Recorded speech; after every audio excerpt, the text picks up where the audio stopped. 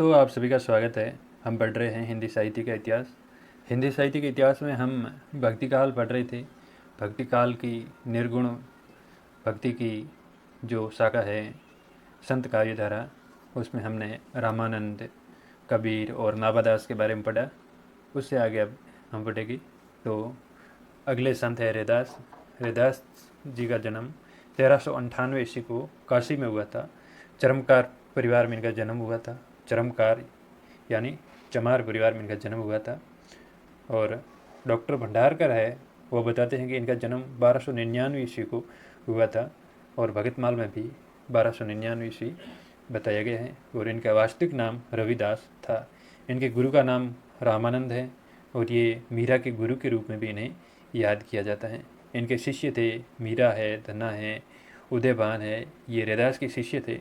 और जो उदयभान है, जो रैदास के शिष्य थे, उनके शिष्य थे वीरभान, जिन्होंने साधु या साधु संप्रदाय का सर्वाधिक प्रचार किया या फिर कई साधु संप्रदाय का प्रवर्तन किया, जो फर्रुखाबाद यूपी में है। हजारी प्रसाद कहते हैं कि रैदास के भजनों में अत्यंत शांत और निर्ही भगत हृदय का परिचय मिलता है। और एक रैदास की पंक्ति है, अब कैसे सूटे राम रट लागी, प्रभु जी तुम चंदन हम पानी, जाकी अंग अंग बास समानी। बास समानी है, ये सामने नहीं है, बास समानी। और एक और पंक्ति है रैदास की, जाति ओसा पाति ओसा ओसा जन्म हमारा। इस प्रकार रैदास खुद को ओछी जाति का बताते हैं। और आगे रैदास जी लिखते हैं, गुण निर्गुण कहियत नहीं जाके। ये भी रैदास की पंक्ति है। एक और पंक्ति है, थावर जनंग कीट पतंगा, पूरी रहियो हरि राई। और एक पंक्ति है, जाके कुटुंब सब ढोर धोवत हैं। जाके कुटुंब, ये कुटुंब है, जाके कुटुंब सब ढोर ढोवंत हैं। और रैदास से संबंधित अन्य महत्वपूर्ण तथ्य देखेंगे तो नाभादास भक्तमाल में कहते हैं कि नाभादास है जो भक्तमाल में रैदास जी के संबंधित एक पंक्ति लिखी है कि जोग यज्ञ व्रत दान भजन बिनु तुच्छ। ये रैदास जी के बारे में नाभादास ने लिखी है भक्तमाल में पंक्ति। और गुरु ग्रंथ साहिब में रैदास के 40 पद प्राप्त होते हैं। कबीर के जैसा रैदास में आक्रोश तो नहीं है, लेकिन रैदास के पदों में क्या है, विनम्रता है और सहजता का स्वर है। जैसे कबीर में जैसा आक्रोश था, वैसा रैदास में आक्रोश नहीं मिलता है। रैदास के पदों में विनम्रता और सहजता मिलती है। साधु संप्रदाय या साधु संप्रदाय जो फर्रुखाबाद उत्तर प्रदेश में है, रैदास इसके आदि प्रवर्तक माने जाते हैं और जिसका बाद में प्रचार प्रसार किया था इनके शिष्य उदयभान ने। और रैदास के पद है वो रैदास की वाणी के रूप में संकलित मिलते हैं। अब रैदास के बाद में अब पढ़ेंगे हम गुरु नानक के बारे में। गुरु नानक का जन्म 1469 ईस्वी को हुआ था या फिर कई 1526 विक्रम संवत को हुआ था। इनका जन्म कार्तिक पूर्णिमा को हुआ था, जो तलवंडी ग्राम लाहौर पंजाब में इनका जन्म हुआ था। और जो इनका जन्म हुआ था वो स्थान वर्तमान समय में ननकाना साहब नाम से प्रसिद्ध है, जो सिख धर्म का प्रसिद्ध तीर्थ स्थल माना जाता है। गुरु नानक के माता का नाम तृप्ता व पिता का नाम कालूचंद खत्री था। इनकी पत्नी सुलक्षणी देवी और इनके पुत्र श्रीचंद व लक्ष्मीचंद, इनके 2 पुत्र थे। श्रीचंद ने उदासी संप्रदाय की स्थापना की और लक्ष्मीचंद इनके दूसरे पुत्र थे। इनके शिष्य मर्दाना थे, जिनका प्रिय वाद्य यंत्र सारंगी था और नानक का प्रिय वाद्य यंत्र रबाब था। और गुरु नानक की काव्य भाषा हिंदी, पंजाबी और फारसी शब्द बाहुल पंजाबी थी। ये हिंदी में भी लिखते थे, पंजाबी में भी लिखते थे और फारसी भाषा से बाहुल्य वाली पंजाबी भी लिखते थे। और इनका काव्य रस है शांत। जो जितने भी संत कवि है उन सब में जो काव्य रस है वो शांत रस ही देखने को मिलता है। अब हम देखेंगे गुरु नानक की रचनाएं। तो उनकी एक रचना है जपू जी, एक है आशा दीवार, रहीरास, सोइला और नसीहतनामा। ये 5 प्रमुख इनकी रचनाएं हैं।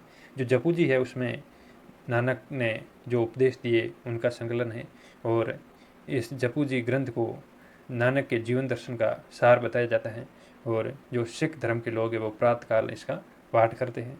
और एक रचना है नसीहतनामा, जो खड़ी बोली में लिखी गई है। और इस रचना में नानक ने विदेशी मुसलमान जो आक्रमणकारी थे उनके विरुद्ध लिखा है। और गुरु ग्रंथ साहिबा के महिला प्रकरण में नानक के पद मिलते हैं। जो गुरु ग्रंथ साहिबा का संकलन गुरु अर्जुन देव ने किया था, उसमें जो महिला प्रकरण है उसमें नानक के पद मिलते हैं।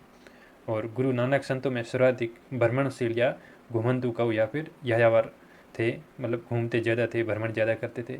नानक भेदवादी संत माने जाते हैं और इनके जो साहित्य में सर्वाधिक स्त्री सम्मान देखने को मिलता है। इन्होंने जो पदों की रचनाएं लिखी उनमें स्त्री सम्मान सर्वाधिक है। और ये सिख धर्म के प्रवर्तक माने जाते हैं, इन्होंने सिख धर्म चलाया। और इनकी एक पंक्ति है, जगत में झूठी ही देखी प्रीत, अपने अपने स्वार्थ में सब कोई क्या दारा क्या मीत। ये नानक की प्रसिद्ध पंक्ति है। और कुछ पंक्तियाँ हैं नानक की, देखिए, जय नर दुख में दुख नहीं माने, सुख सने अरु भय नहीं जाके, कंचन माटी जाने। और एक पंक्ति है, खुरशान खमशान किया हिंदुस्तान डराइया, आप ही दोष ने देई करता जपो करी मुगल चढ़ाइया। और एक और पंक्ति है, इस दम दा मैनू की बे भरोसा, आया न आया, ये संसार रहन दा सुपना, कहीं देखा कहीं नहीं दिखाया। ये इसमें पंजाबी का प्रभाव है। तो ये नानक की कुछ महत्वपूर्ण पंक्तियाँ। उसके बाद हम पढ़ेंगे दादू दयाल के बारे में। दादू दयाल का जन्म 1544 ईस्वी में हुआ था और शुक्ल ने इनका जन्म बताया है जो 1544 ईस्वी है। और राम कुमार वर्मा बताते हैं कि 1601 ईस्वी में इनका जन्म हुआ, लेकिन ये 1544 ही सर्वाधिक मान्य है। इनका जन्म अहमदाबाद गुजरात में हुआ था और इनका निधन 1603 ईस्वी को हुआ था। ये जाति से धुनिया थे, लेकिन डॉक्टर बड़थवाल बताते हैं, पीताम्बर दत्त बड़थवाल बताते हैं कि ये ब्राह्मण थे। और दुनिया बताने वाले कौन है? सुधाकर द्विवेदी। और इनके गुरु थे वो वृद्ध भगवान थे, कहीं पर विरदानंद भी नाम मिलता है। और इनके दो पुत्र थे, एक गरीब दास और एक मिस्किन दास। इन्होंने दादू पंथ की स्थापना की, जिसको ब्रह्म संप्रदाय भी कहते हैं, पर ब्रह्म संप्रदाय भी कहते हैं और निरपेक्ष संप्रदाय भी कहते हैं। और जो दादू संप्रदाय का सत्संग स्थल होता है उसे अलग तरीका कहते हैं। और इस संप्रदाय के लोग आपस में मिलते हैं तो सत्यराम कहकर अभिवादन करते हैं। दादू के 52 शिष्य माने जाते हैं, प्रमुख शिष्य 52 माने जाते हैं। उनमें से संत दास, जगन्नाथ दास, रज्जब और सुंदर दास इनके प्रिय शिष्य थे। और कबीर को राजस्थान का कबीर भी कहा जाता है, दादू को राजस्थान का कबीर भी कहा जाता है। और इनकी रचनाओं का संकलन हरड़े वाणी नाम से किया है संत दास व जगन्नाथ दास ने, और अंगवधु नाम से रजब ने इनकी पदों का संकलन किया है। और दादू दयाल नाम से संपादन किया है परशुराम चतुर्वेदी ने, जो काशी नागरी प्रचरण सभा से प्रकाशित हुआ। और इनकी काव्य भाषा ब्रज थी, जिस पर राजस्थानी व खड़ी बोली का प्रभाव है। और इनकी अधिकांश रचनाएं ढूंढाड़ी भाषा में हैं। और शुक्ल जी दादू के बारे में कहते हैं कि दादू की बानी अधिकतर कबीर की साखी से मिलते जुलते दोहे के रूप में है, भाषा मिली जुली पश्चिमी है, जिसमें राजस्थानी का मेल भी है। ये शुक्ल जी का कथन है दादू के बारे में। और 1586 में दादू अकबर के आमंत्रण पर फतेहपुर सीकरी गए थे और वहाँ पर 40 दिनों तक शास्त्रार्थ किया था। हजारी प्रसाद द्विवेदी जी कबीर के बारे में कहते हैं कि कबीर के समान मस्त मुला न होने के कारण प्रेम के वियोग और संयोग के रूप को में वैसी मस्ती नहीं ला सके, पर स्वभावतः सरल और निरीह होने के कारण सहज और परक्सर बना सके। दादू को मैदान बहुत साफ मिला था और उसमें उनके मीठे स्वभाव ने आश्चर्यजनक असर पैदा किया। यही कारण है कि दादू को कबीर की अपेक्षा अधिक शिष्य और अधिक सम्मानदाता मिले। ये हजारी प्रसाद द्विवेदी का कथन है जो दादू के बारे में है। और उसके बाद दादू की महत्वपूर्ण पंक्तियाँ हैं, भाई रे ऐसा पंथ हमारा, द्वे पक रहित पथ गए पूरा, अबरन एक अधारा, वाद विवाद काहू सो नाही, मैं हूँ जगते न्यारा। और एक पंक्ति है, अपना मस्तक काटी के वीर हुआ कबीर। ऐसा लगता है ये कबीर की पंक्ति है, लेकिन ये दादू की पंक्ति है। और एक पंक्ति है, निर्गुण ब्रह्म को कियो समाधु, तभी चले कबीरा साधु। ये भी दादू की पंक्ति है। ये मच्छित ये देहरा सत, गुरु दिया दिखाई, भीतर सेवा बंदगी, बाहिर काए जाई।